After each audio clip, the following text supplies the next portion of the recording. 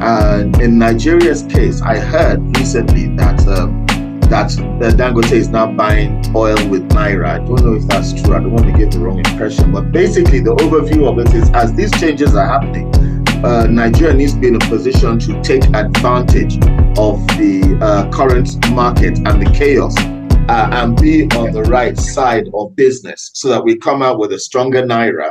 Because if you continue to buy in dollars and we're entering this trade war on the side of America indirectly, although they would sanction us, but it's not. Yeah, I think Dangote is pushing for improving the Nigerian economy and improving the strength of the dollar, of the Naira in general. Yeah. Yeah, I mean, most of the cabal that's in force are pro-America because they're able to make sure that Nigeria buys its oil buys oil and refined products in dollars. That's because America's paying them off.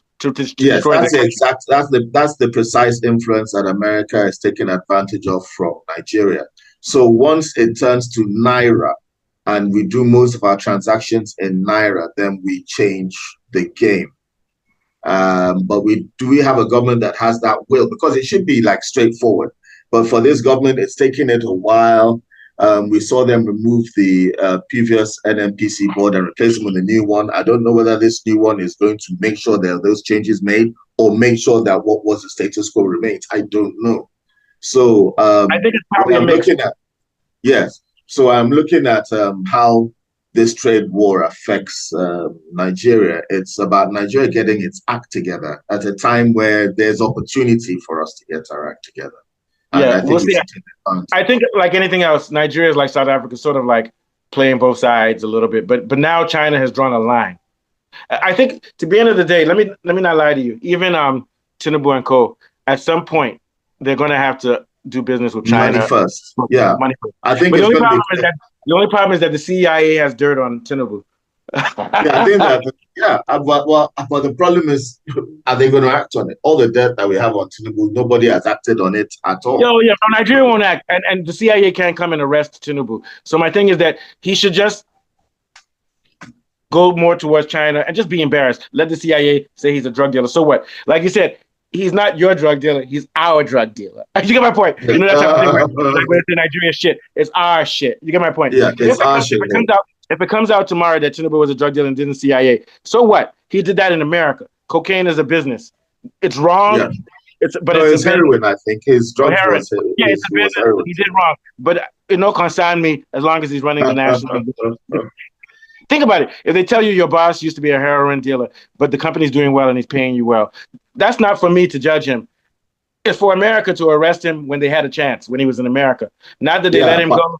It's not my business. I think the opioid crisis in America affected the white people, not the black people. So that's why they got the thing on him, because if they do decide to go after him, it's not for crack and the blacks. We know that, but we know how that works. But my thing is that Dave Chappelle said that black hostages don't work. Hello, we have 2 black.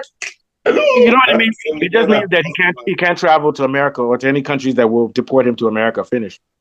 Yeah, and also, I hope they don't kill us when we do this show, where we call it "Is Tinubu a drug dealer?"